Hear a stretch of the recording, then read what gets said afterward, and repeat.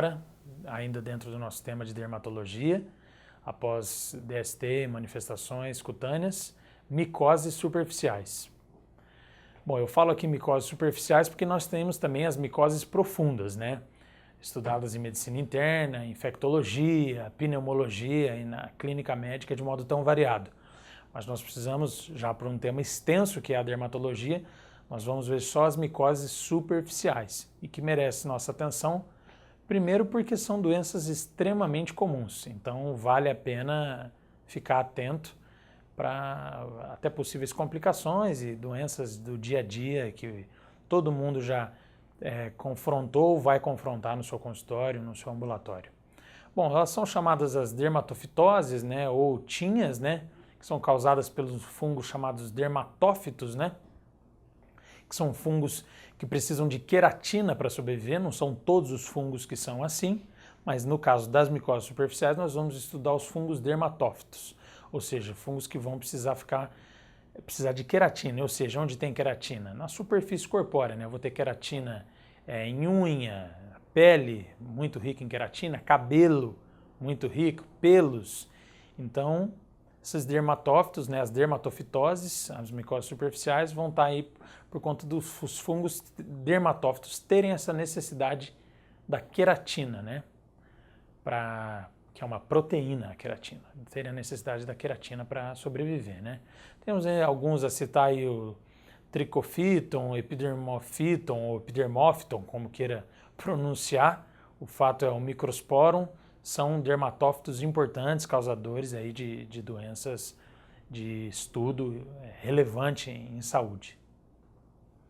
Bom, as micoses superficiais, né, tem uma distribuição universal.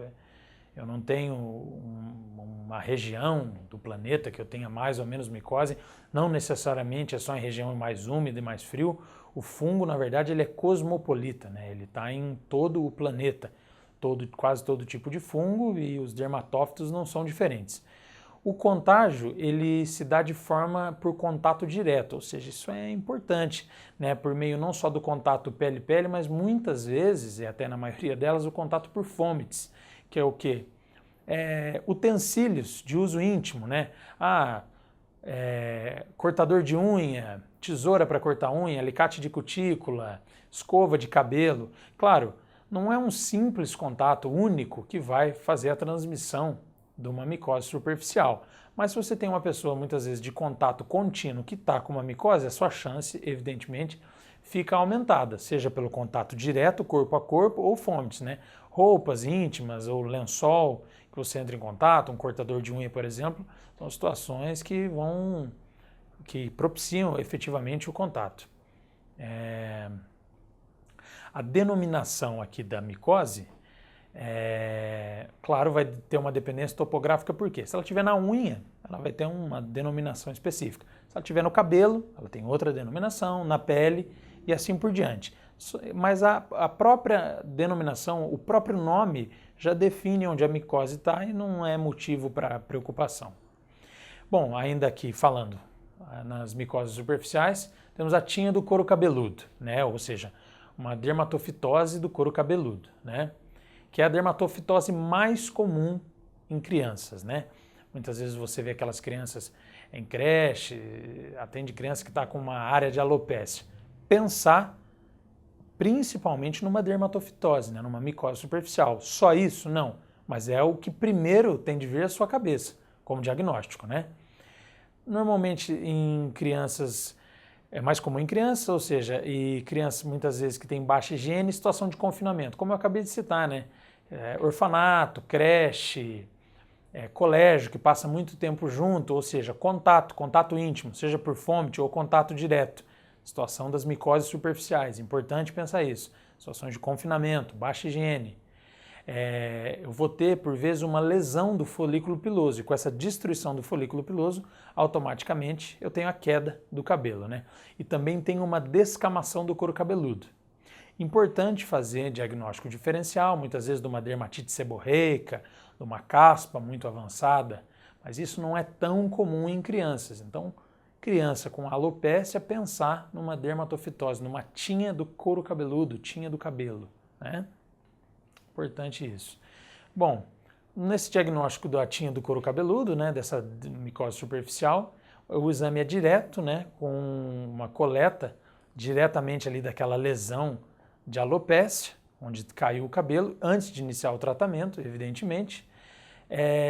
Vão ser utilizadas algumas técnicas aí após a coleta do material, fixado com hidróxido de potássio e depois levado ao microscópio para que se evidencie as hifas, né, que é a estrutura primária ali do nosso dermatófito, né, que é o nosso fungo aí que está causando essa micose superficial.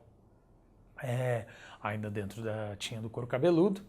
O tratamento, ele deve, se possível, sempre abordar duas vertentes. Tanto sistêmico, com medicação via oral, mas também o tratamento tópico. É importante obter melhores resultados, exige alguns cuidados, mas que é importante pensar nesse tratamento adjuvante, né, no tópico, somado ao tratamento sistêmico, com griselfulvina, terbinafina, aí temos shampoo de cetoconazol, que é importante, aí você pode fazer shampoo a 5%, 3%, isso vai depender do tamanho da criança, da quantidade de alopécia que você tem, importante ficar atento para essas drogas de uso sistêmico, efeitos colaterais, né, pesquisa de função hepática, reações alérgicas, reações cutâneas, importante orientar e estar atento para reverter e suspender no caso de necessidade dessas micoses superficiais. Mas é importante conhecer essa combinação do tratamento, né? Aqui uma foto típica, né, de uma dermatofitose aí do cabelo, né? Uma tinha do couro cabeludo, veja a destruição do couro cabeludo, descamação, né, destruição do folículo piloso, causando alopecia, na verdade. Essa típica micose, uma dermatofitose importante em crianças. É importante destacar essa. Alguns chamam essa micose do couro cabeludo de tinha tonsurante, porque é uma alopécia em tonsura. O que é tonsura? É aquela alopécia como se fosse um corte de um monge, de um frei, aqueles freis que ficam carecas sobre a cabeça, só que eles cortam propositadamente. E algumas micoses se assemelham, então você pode ver esse nome, tinha tonsurante, que é em relação à tonsura, aquele corte dos freis. Não parece muito, mas você precisa conhecer esse nome, tinha tonsurante ou tinha do couro cabeludo. Ainda dentro de micoses superficiais, né, agora vamos falar da tinha do corpo, né, uma dermatofitose do corpo, ou tinha da pele glabra, nome importante que você precisa ter conhecimento. São lesões também causadas por fungos, né, pruriginosas, descamativas, uma borda um pouco avermelhada, com pápulas, né, que a gente denomina tecnicamente de eritematopappulosas, com aspectos de semicírculos, né.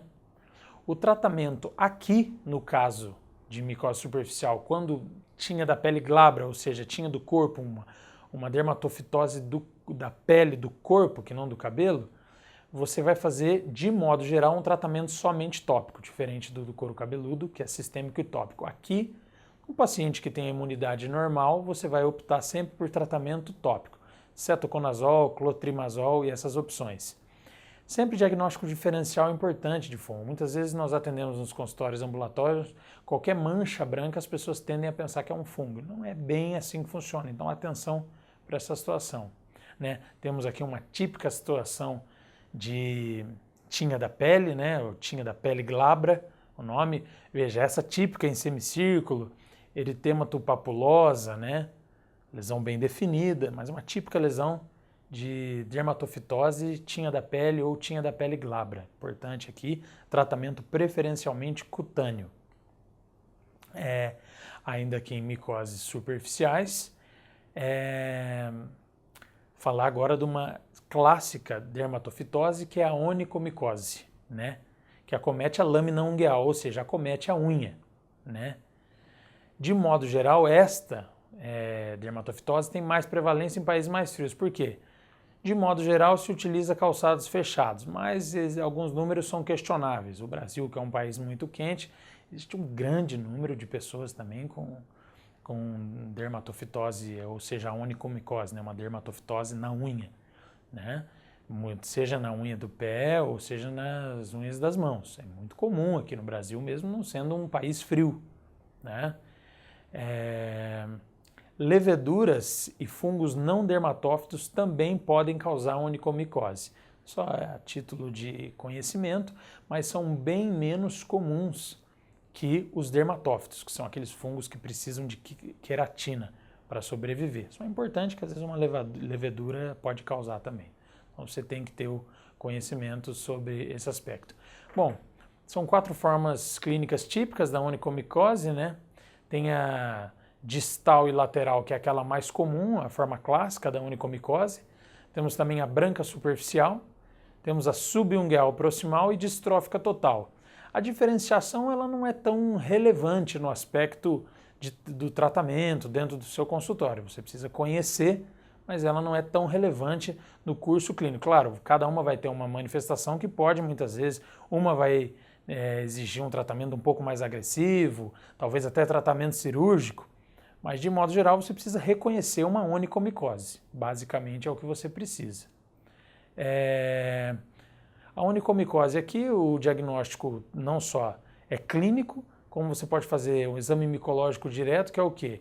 Um raspado lá daquela unha com onicomicose, né, que é uma unha friável, que fica irregular, ela esfarela, muitas vezes ela pode-se dizer até que ela apodrece, ela vai soltando, né, e você vai usar esse material raspado para uma cultura de fungos. Diagnóstico clínico também muito importante, mas atentar para uns diagnósticos diferenciais, lembrar do panarício herpético citado na aula de DST, pode ser confundido, importante fazer um diagnóstico diferencial aí, então vale atenção para esse caso.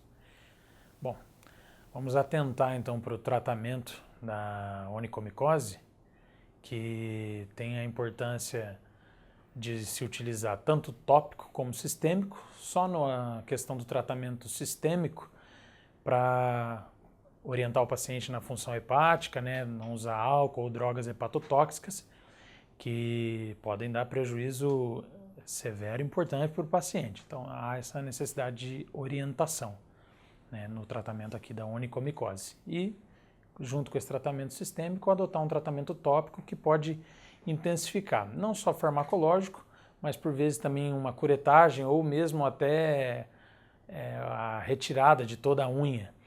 A retirada de toda a unha não necessariamente cura, o fungo pode ficar ali no leito ungueal, próximo à lúnula, independente do tipo de onicomicose. Então, muitas vezes a unha que nasce nova, nasce já com micose. Então, às vezes, arrancar essa unha puramente não é a solução dos problemas. Pode ser, às vezes, numa unha muito degradada, um dedo muito machucado, como, por exemplo, no caso de um pé diabético. Mas atentar que arrancar não é pura e simplesmente a solução, né?